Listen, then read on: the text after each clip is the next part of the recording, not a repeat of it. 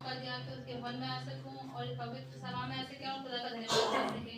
तो मैं गवाही देना चाहती हूँ। मेरी गवाही इस तरह से है कि जैसे सभी जानते हैं, मैं लास्ट जून में आई थी यहाँ पे मीटिंग में आया करती थी, और जून के बाद फिर मैं नहीं आई क्योंकि मैं गाजियाबाद चली गई थी अपने मायके रहने के लिए। इस पर्पज से गई थी मैं कि वहाँ रहने जा रही हूँ, से फिर आ जाऊंगी। लेकिन ये मेरा बेटा मेरे साथ नहीं गया था, ये दिल्ली चला गया था अपने बड़े पापा के साथ और अपने पापा के साथ। जब इस पापा वहीं जॉब करने लगे थे कि वहीं रहेंगे, तो मेरा मन था कि मैं वहाँ नहीं जाऊंगी क्योंकि मैं चर्च से अलग हो जाऊंगी, मेरा खुदा गवाए। तो फिर भी ऐसा माहौल हुआ कि इसकी तबीयत वहाँ जाके बहुत ज्यादा खराब हो गई, तो मुझे वहाँ से जाना पड़ा। प्रार्थना करती थी खुदा के नाम में कि मेरे खुदा मैं इससे दूर हूँ लेकिन आप इसके हर एक पल पास हैं, तो माँ से ज्यादा आप संभालते हैं। तो खुदा ने से वहाँ भी चंगाई दी।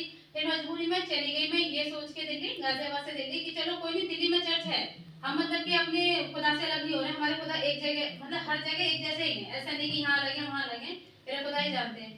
तो मैं दिल्ली में जाके रहने लगी। लेकिन एक ही बार मैं गाजियाबाद से चर्च गई थी अपने भाइयों के साथ, तो भाई कह रहे थे कि दीदी आपको हमने रास्ता दिखा दिया, आप ना दिल्ली से चर्च चले जाकर ना, कोई नहीं, जहाँ रहना चाहते हैं रहो, ये खुश रहे। ठीक है, मैंने कहा चलो ठीक है। तो वहाँ रही मैं 2-3 महीने, लेकिन मैं खुदा गवाए कि मैं कोशिश करती या नहीं करती, मैं चर्च नहीं जा पाई। इस तरह से मेरे जीवन में शैतान ने काम किया कि मैं खुदा से अलग हो गई। पर वैसे अलग नहीं हुई थी, मैं अपने साथ मैसेज लेके गई थी, 7 सील लेके गई थी, बाइबल लेके गई थी, खुदा मेरे गवाए।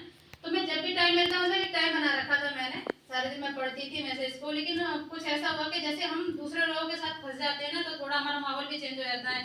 तो ऐसा हुआ था कि मैं अपने बच्चे पे कंट्रोल करती, लेकिन जहाँ हम रेंट पे रह रहे थे, वो आंटी थी, उनकी बहुएं थी कि पूजा पाठ करती थी ना, तो वो कुछ भी मतलब प्रसाद बच्चों को दे देती। तो आरू को तो मैं मना करती सारे में, इसको भी समझाती, लेकिन छोटी बेटी नहीं मानती थी। जो बात मैं आपको क्लियर बता रही हूँ, ये खा लेते। तो मैंने उनसे बोला भाभी हम लोग ये सब कुछ नहीं लेते हैं और ना ही हम कोई फेस्टिवल मनाते। तो कह रही क्यों? मैंने कहा हम क्रिश्चियन है। क्या क्रिश्चियन तो और भी हमारे यहाँ रहते हैं। मैंने कहा वो लोग डिनोमिनेशन में वो होली दिवाली सब कुछ मनाते हैं, लेकिन हम ऐसा कुछ नहीं कर सकते। क्या अच्छा, उन्होंने बोला ठीक है। तो ये आलू पे थोड़ा मतलब बच्चे बहन की दिवाली पड़ी, तो ये भी अपने बड़े मम्मी पापा के साथ, बहन भाइयों के साथ इन्होंने मतलब जो कुछ इंजॉय होता है किया, मैंने मना किया। फिर हस्बैंड थोड़ा करने लगे, तो तू मानती, तू मानना, बच्चों को क्यों रोक रही है। मैंने कहा चलो ठीक है। मैं फिर भी अपने आप कंट्रोल करती रही और प्रार्थना करती रही। कोई नहीं, फिर मैंने क्या देखा कि आलू को बुखार आ गया था, और इतनी देर से बुखार आया तो उसको दवाई दिला दी, ठीक हो गया। प्रार्थना करते रही, प्रार्थना करके दवाइयाँ देते हैं जैसे हम। लेकिन मुझे नहीं पता था क्या होने वाला है, कि मैंने सपना देखा एक, ये कैसी स्थिति आ गई है कि एक बच्चा है, बच्चा क्या मेरा ही बच्चा है आरो, वो लेटा हुआ है, मैं उसकी सलामी लेती हूँ और मैं भैया से प्रार्थना करा रही हूँ, पास्टर भैया से। तब इस दौरान मैंने किसी भाई से बहन से बात नहीं की थी, कांटेक्ट नहीं किया था जो बात है। तो मैं प्रार्थना करा रही हूँ, तब वो बच्चा ठीक हुआ है। तो ऐसा ही हुआ कि आरू को जब बुखार आया, दवाई दिलाई, ठीक हो गया आरू। लेकिन उसके बाद 2 दिन बाद 3 दिन बाद उसको इतना भयंकर बुखार आया कि विश्वास नहीं मान सकते। मैं घबरा गई, रात में पता नहीं क्या है। फिर हमने एक डॉक्टर चेंज किया, दूसरे डॉक्टर से दवाई दिलवाते रहे, 2 दिन दवाई दिलाई थे, तीसरे दिन फिर बुखार बैक हुआ। फिर उस डॉक्टर ने कहा कि हम दवाई नहीं देंगे, इसका ब्लड टेस्ट कराओ। तो मैंने कहा ठीक है, ब्लड टेस्ट कराते हैं। ऐसे क्या लग रहा है, सिम्टम्स के डेंगू के चांसेस हो सकते हैं, ऐसा कुछ करके। तो इसके पैरों में दर्द और एड़ियों में दर्द, पूरी बॉडी में दर्द, ऐसा कुछ बता रहा था। तो मैंने चलो ठीक है। फिर हम जो आंटी के यहाँ रहते थे, उन्होंने भी एक लैब, मैं उधर डॉक्टर है उनका फैमिली डॉक्टर, उन्होंने बुलाया, मुझे बाहर जाने की जरूरत नहीं पड़ी। मैंने उनको बताया आंटी ऐसे ऐसे बात है। कह रही ठीक है मैं बुला देती हूँ, चार्ज थोड़ा ज्यादा लेता है पर हैंड टू हैंड रिपोर्ट मिल जाएगी। मैंने कहा चलो ठीक है। उन्होंने बुलाया, इसके 2 रिपोर्ट मतलब टेस्ट हुए थे, और शाम को रिपोर्ट्स आई। लेकिन आपको मैं बता दूं कि मेरा मन थोड़ा बेचैन था। मैंने कहा मुझे कुछ लग रहा है कि नॉर्मल नहीं है। मैंने प्रार्थना भी की, खुदा रिपोर्ट्स आए तो आपके ही अनुसार आए, आप जो चाहते हैं मेरे जीवन से वही हो। अब जो खुदा करते हैं अच्छा ही करते हैं। तो मेरा मन बेचैन था। 4 बज के 4:30 बज के भाभी के पास ही रिपोर्ट्स आ गई थी, मतलब मोबाइल पे उन्होंने व्हाट्सएप कर दी थी। तो मैं मन परेशान था, मन मान रहा नहीं था, विश्वास माना। उस दिन मैंने एक टुकड़ा खाना भी नहीं खाया। तो जैसे आप समझ सकते हैं माँ की स्थिति क्या होती है। तो मैंने खाना भी नहीं खाया। फिर मैं खाने इसके लिए मैक्रोनी की बोल रहा था, मेरी तबीयत ठीक नहीं है, मन थोड़ा अजीब है, मुंह खराब है, तो टेस्ट के तौर पे मैक्रोनी बना रही थी इसको मैं। फिर मेरा मन नहीं माना, 4:30 बज गए। तो मैं ऊपर गई, ऊपर रहती थी वो भाभी। मैंने कहा भाभी रिपोर्ट्स आई क्या डॉक्टर की? तो कह रही कि आई। वो मैं रिपोर्ट ही पढ़ रही हूँ। मैंने बताई भाभी क्या हुआ कि इसको डेंगू है। और उसमें नीचे मैंने पढ़ लिया, उसमें लिखा ऐसा कोई इलाज नहीं है डेंगू। खुदा कहा मेरे परिवार में तो इससे पहले कभी कुछ हुआ नहीं था, ना ही ससुराल में ना मायके में ऐसा कुछ, तो मुझे पता नहीं था। और एक सिस्टर जो एक्सपायर हुई थी दिल्ली चर्च से, निधि सिस्टर, आपको पता भी होगी शायद। तो मुझे वो चीज डरा रही थी अंदर ही अंदर। मैं परेशान हो रही थी कि डेंगू है। डेंगू की रिपोर्ट सुनी तो मैं इतना रोई कि मैं अपने आप को संभाल नहीं पा रही थी। मेरे सारे घर पे जो भी थे वहाँ पे, इसके बड़े मम्मी पापा दादी वगैरह सभी मुझे संभाल रहे। मैंने कभी से ऐसा करो, ये बहुत स्थिति खराब थी, लेटा हुआ था, इससे उठा भी बैठा भी नहीं जा रहा था। मैं तभी समझ रही थी कि ये नॉर्मल बुखार नहीं है। तो मैंने कभी से दवाई दिला के लाओ चलो। तो मेरे साथ सभी लोग गए दवाई के लिए, हम लोग गए।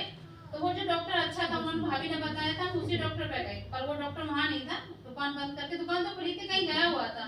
समथिंग आधा घंटा पौना घंटा हमने वेट किया, वो नहीं आया। तो इसको परेशानी हो रहा कि मुझे मम्मी बैठा नहीं जा रहा, बॉडी में दर्द हो रहा है। तो मैं इसको गोद में लिए हुए जैसे एक माँ संभालते बैठी हुई थी। फिर हम लोग वहाँ से आ गए, नंबर लिया, फिर कॉल किया कि डॉक्टर साहब कब आएंगे, क्या अभी आ रहा हूँ अभी आ रहा हूँ, ऐसा कर रहे। फिर आधे घंटे बाद हम दोबारा गए डॉक्टर पे, उसमें भीड़ लगी हुई थी। तो जब आने से तो मैं जल्दी से इसको लेके थोड़ा साइड में बैठ गई कि मेरा नंबर आ जाए। तो डॉक्टर ने जैसे मेरे हाथ में रिपोर्ट लगी हुई थी और मैंने दिखाया कि डॉक्टर साहब इसे भी थोड़ा देख लीजिए। तो वो डॉक्टर बोला कि ले जाओ इसे यहाँ से। मैंने कहा क्यों, क्या हुआ? कि दिखाई रिपोर्ट में दिख रहा है डेंगू है इसको। तो आप विश्वास मानो मेरे पैर तले जमीन खिसक गई एकदम, डेंगू डेंगू है इसको, मैं दवाई दूंगा इसको। तो मैंने कहा फिर क्या करना है, मुझे पता नहीं थी।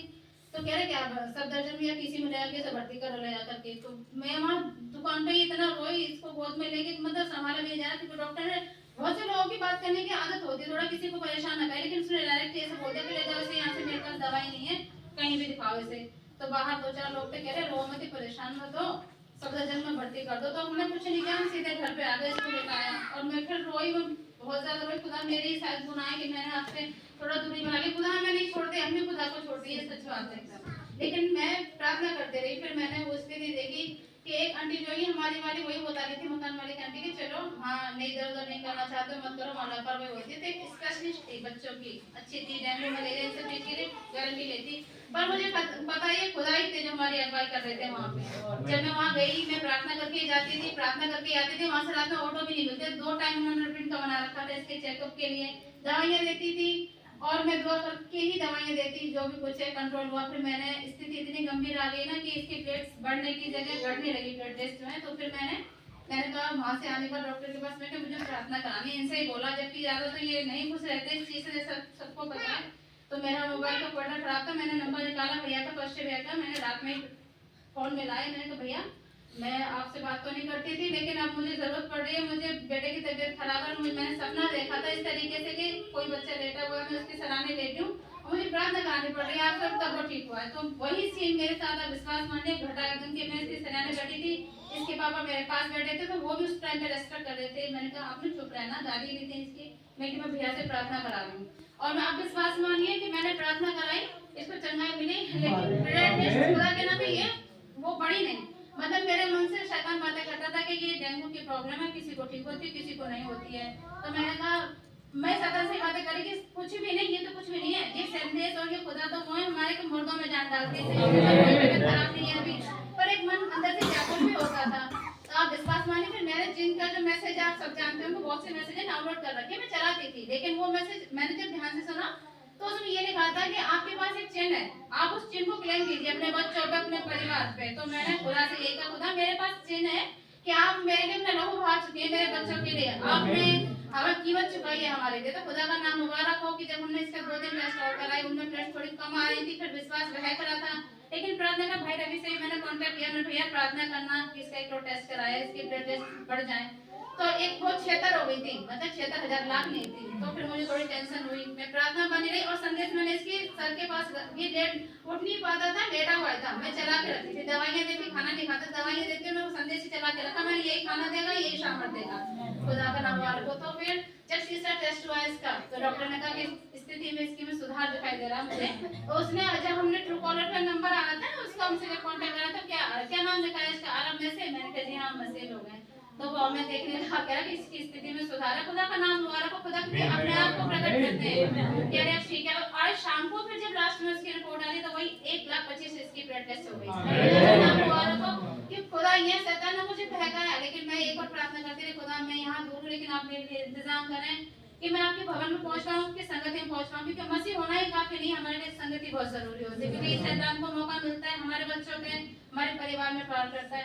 और तो खुदा का धन्यवाद हो के खुदा ने मेरे बच्चे को चंगाई दी। और गवाही है कि मैं अपने घर पर बात कर रही थी, जैसे हरदागंज में मैं आ गई यहीं पे, तो मुझे पता नहीं थी कि भाई आशीष आ रहे हैं। तो मैं तो संडे को ही आने की तैयारी थी मेरी, तो भाई से बात कर रही, तो भैया बोल रहे कि आपके चर्च में भैया आ रहे हैं, भाई आशीष लाल।